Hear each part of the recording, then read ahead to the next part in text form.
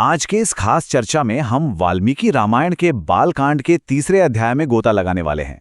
ये प्राचीन साहित्य का एक बेहद अद्भुत हिस्सा है। यहाँ पूरे महाकाव्य को सिर्फ लिखा नहीं गया, बल्कि एक ही दिव्य दृष्टि में देखा गया है। जी हाँ, महर्षि वाल्मीकि को पूरे रामायण का ब्लूप्रिंट मानो एक ही पल में मिल जाता है। जरा उस शांत और रहस्यमयी पल की कल्पना कीजिए। पूर्व दिशा की ओर मुख करके कुशा के आसन पर बैठे महर्षि वाल्मीकि गहरे ध्यान में चले जाते हैं और ब्रह्मा जी की कृपा से इसी ध्यान की अवस्था में उन्हें श्रीराम के पूरे जीवन का एक अचूक और स्पष्ट दृश्य दिखाई देता है। ये महज एक कहानी की शुरुआत नहीं थी, ये तो एक पूरी दुनिया का उनकी आंखों के सामने प्रकट होना था।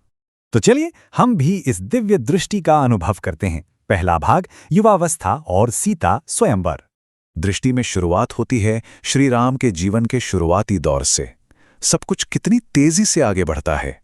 राम का जन्म, विश्वामित्र जी के आश्रम में एक विनम्र शिष्य के रूप में शिक्षा ग्रहण करना, और फिर वो ऐतिहासिक क्षण जब सीता स्वयंवर में उस विशाल शिव धनुष को तोड़कर वो एक अद्भुत उपलब्धि हासिल करते हैं, जिसके बाद उनका देवी सीता से पवित्र विवाह होता है। लेकिन ये आनंद हमेशा नहीं टिकता। दूसरा भाग, वनवास और सीताहरण।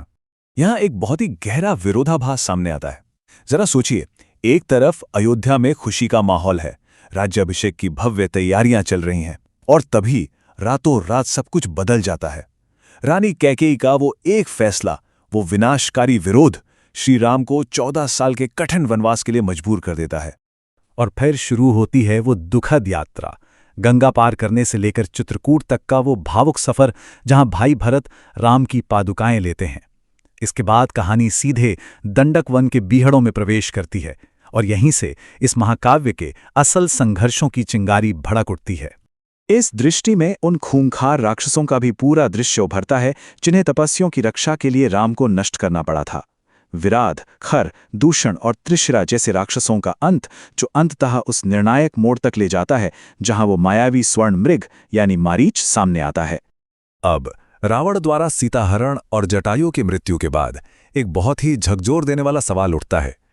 इतनी गहरी निराशा के बीच राम का अगला कदम क्या होगा? यहीं से कहानी निराशा से निकलकर नए गठबंधनों और कर्म की तरफ मुड़ती है। और हम पहुंचते हैं तीसरे भाग पर, वानर सेना और हनुमान। अब देखिए, राम की सबसे बड़ी रणनीतिक ताकत क्या थी? वो थी प्रकृति और वानर साम्राज्य के साथ उनके अनोखे संबंध।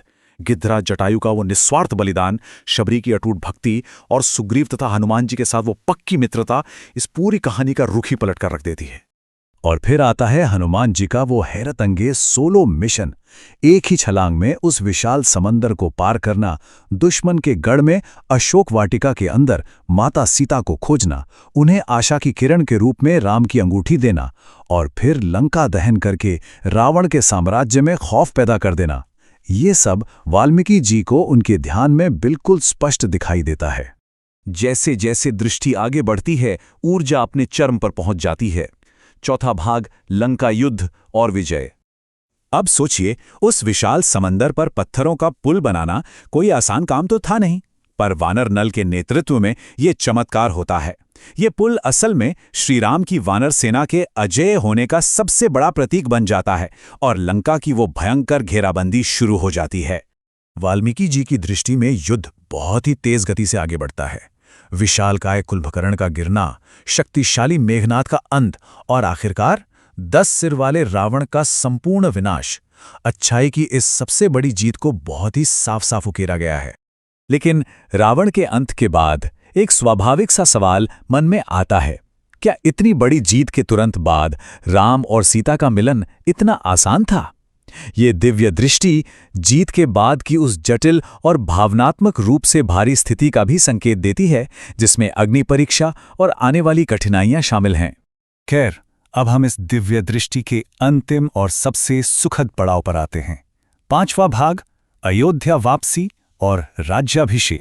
लंका के गद्दी विभीषण को सौंपने के बाद आकाश मार्ग से पुष्पक विमान में वो शानदार वापसी, और फिर नंदीग्राम में अपने वफादार भाई भरत के साथ वो रुला देने वाला पुनर्मिलन। ये पूरी यात्रा ही बेहद अद्भुत है। और अंत में आता है वो पल जिसका सबको इंतजार था, अयोध्या में श्री राम का राज्याभिषेक।